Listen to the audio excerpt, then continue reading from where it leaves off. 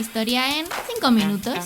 Bienvenidas y bienvenidos a Historia en 5 minutos. Yo soy Alejandra y hoy vamos a hablar del periodo dinástico temprano en Egipto. La unificación de Egipto marca el inicio del dinástico temprano en Egipto. Sobre el periodo predinástico ya os hablé en un vídeo que os dejo por aquí, que creo que es muy interesante porque nos habla de cómo empieza la historia en Egipto, o sea, los precedentes para que se inicie todo este periodo que da paso a los grandes faraones de la historia de Egipto y bueno, otros que no son tan grandes pero también son muy importantes. En Egipto, en este periodo dinástico temprano, encontramos tres dinastías: la dinastía 0, la dinastía 1 y la dinastía 2. La dinastía 0 marca un periodo de transición entre el final de Nagada II y el inicio de la primera dinastía, es decir, de la dinastía 1. Durante Nagada III hay un momento de transición política, de transición histórica entre el neolítico y el inicio de la historia egipcia, y aparece la primera dinastía egipcia,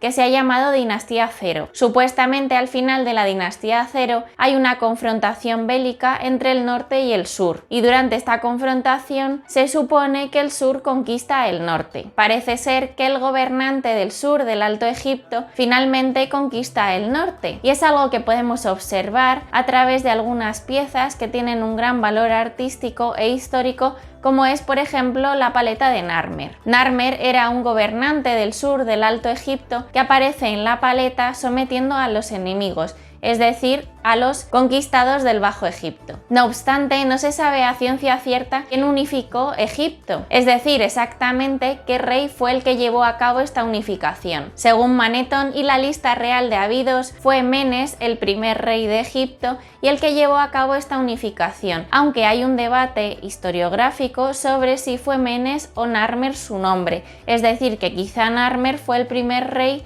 de Egipto, pero que también puede ser que Narmer y Menes sean la misma persona. Durante este periodo, Abidos fue una ciudad muy importante. De hecho, Abidos fue tan importante durante este periodo que Manetón llamó a estas primeras dinastías, a la dinastía 1 y a la dinastía 2, el periodo tinita, porque Manetón pensaba que estas dinastías venían de Tinis, que es una zona cercana a Abidos. Abidos fue muy importante a lo largo de toda la historia egipcia, pero finalmente estos primeros gobernantes se van trasladando a una zona geoestratégica mucho más importante, a la zona de Menfis, ya que Menfis está en un punto de confluencia entre el Bajo y el Alto Egipto. Es decir, desde Menfis se puede controlar muchísimo mejor ambas zonas de Egipto, tanto el valle como la zona del delta. De esta forma es mucho más fácil de gobernar y de controlar todo el territorio, mientras que Abidos está muchísimo más al sur y por lo tanto se hace mucho más complicado el gobernar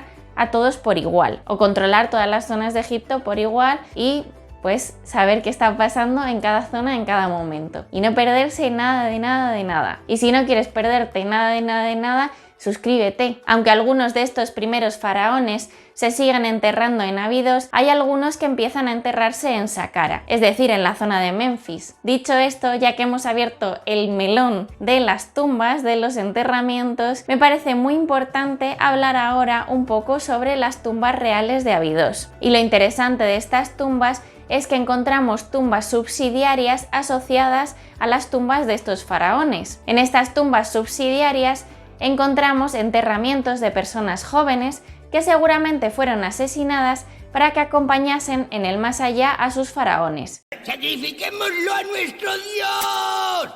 Quiero dejar muy claro que fuera del dinástico temprano y fuera de Abidos no encontramos este tipo de tumbas subsidiarias. Por lo tanto, este tipo de asesinatos rituales para que estas personas acompañasen en el más allá a los faraones es algo que encontramos únicamente en este periodo de Egipto y en esta ciudad. Fuera de ahí no encontramos otra vez esta práctica. Esto que quede muy claro, por favor, porque existe el mito de que en las pirámides y a lo largo de toda la historia egipcia esto era una práctica pues que se llevaba a cabo, y no es así. Solo lo encontramos en este periodo y en esta ciudad. Por favor, que quede muy claro. La tumba de Deyer es la que alberga un mayor número de tumbas subsidiarias. Sin embargo, poco después de él, esta práctica va cayendo en desuso. Tened en cuenta que era muy caro el asesinar a un montón de gente que además era de la élite para que acompañasen en el más allá al faraón. O sea, el gasto que esto suponía y además, o sea, es que todos los costes que esto puede suponer a nivel administrativo es una locura. O sea, estamos hablando de mucha gente que muere para acompañar en el más allá a un faraón. Gente que sabía cómo funcionaba toda la administración del Estado, en fin, mucho dinero, porque esto implica que otra gente tiene que ocupar sus puestos y empezar de cero. Matar a un montón de gente para luego ocupar su lugar con otras personas, esto es un gasto desproporcionado. Por este motivo, porque supone un gran gasto económico, esta práctica rápidamente deja de hacerse. Seguramente la aparición de los shaptis en las tumbas tiene que ver con esto. Los shaptis son pequeñas figuras que ejercen la función de sirvientes en el más allá de forma mágica. Esto es muchísimo más práctico porque además de no morir nadie, te ahorras mucho dinero y al fin y al cabo mágicamente la función se mantiene porque vas a seguir teniendo sirvientes en el más allá, gracias al poder de los shaptis. Durante las dinastías 1 y 2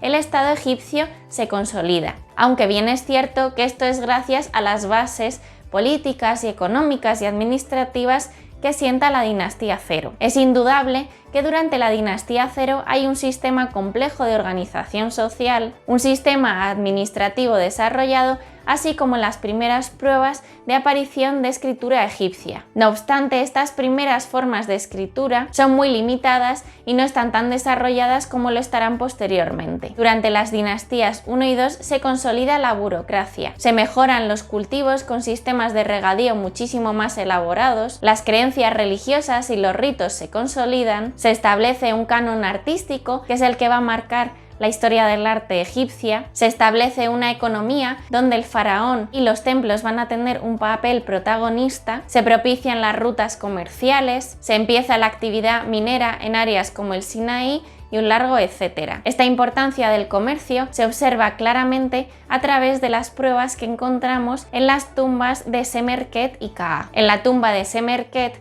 se encontró una gran cantidad de aceite aromático y en la tumba de Kaa se encontraron 30 tablillas que hablan de la entrega de aceite. Seguramente estos aceites se importaron de la zona del corredor sirio-palestino. Por lo de lo que nos están hablando estas tablillas es de este intercambio comercial y económico entre ambas zonas. Es decir, que hay un intercambio comercial consolidado e importante. Durante la dinastía 1 se combina arte y escritura. De hecho, un ejemplo de esto es la paleta de Narmer, donde en los jeroglíficos nos muestran personas y lugares concretos en escenas, al mismo tiempo que el faraón aparece representado de una forma muy típica egipcia, que es sometiendo a los enemigos. Es algo que va a ser muy popular en los pilonos de los templos. Es decir, a lo largo de toda la historia egipcia vamos a encontrar al faraón sometiendo a los enemigos en pilonos de los templos. En fin, es una forma muy popular de representación del faraón, porque es una muestra del poder que tiene el faraón. Durante la dinastía 1 parece ser que el gobierno fue tranquilo, pero durante la dinastía 2 hubo algo de inestabilidad política